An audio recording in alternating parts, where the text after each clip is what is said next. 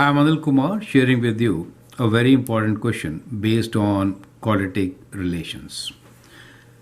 Explain how will you determine vertex of y equals to x square minus 2x minus 35 using three different strategies. So we have to use three different strategies to find the vertex. One of the common strategies is completing squares.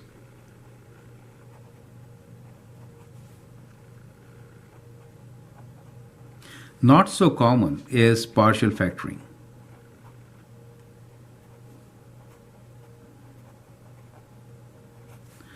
Well, at times we could factor and solve. So these are the three strategies which we will talk about. So let's begin with completing the squares. We have y equals to x square minus 2x minus 35. To complete the squares, we will add and subtract half of 2, right? So we have minus 2x here. Half of 2 is 1. So we'll add 1 and we'll also subtract 1. Now the first three terms form a perfect square. So it gets minus x minus 1 whole square. So that takes care of the first three terms, right? And what we are left with is minus 1 minus 35. So what we get here is x minus 1 whole square minus 36. So clearly from here, the vertex is what? Vertex is 1 minus 36, correct? So that is how you could do it. Now let us see how to apply the method of partial factoring to do the same thing. We have the equation y equals to x square minus 2x minus 35. So in the first two terms, I can take x common. We get x minus 2 minus 35. Now in this case, the parabola has axisymmetry right in between these two values of x. So here, x equals to 0, and this case, x equals to 2, will provide 2 points where the y value is minus 35. So the axis is equal to 0 plus 2 divided by 2, which is at 1, right? So this becomes the axis, which is the x value of the vertex.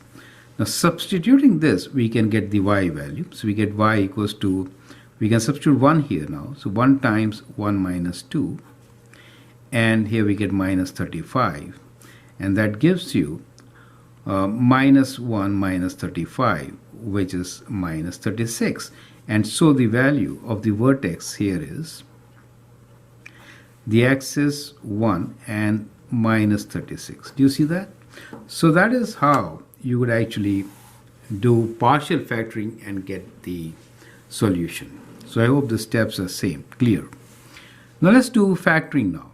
So we have y equals to x square minus 2x minus 35. Product of two numbers 7 and 5 will give you minus 35 if 7 is negative, right? And that will also give you sum of minus 2. So we can write this as x minus 7 times x plus 5. Now from here you can find the axis.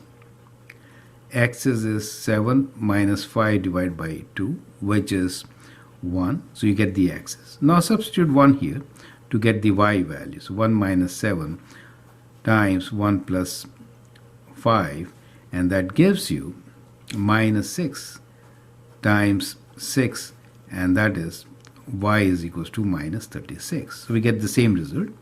So the answer is 1 minus 36. Do you see that? However, these three methods are very popular, but factoring is not always possible. Think about it. Factoring is not always possible. These two methods can be applied to any quadratic equation. Perfect.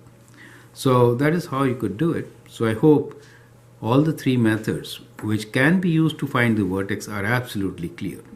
Feel free to write your suggestions and your views. If you like and subscribe to my videos, that'd be great. Share them with your friends. Thanks for watching and all the best.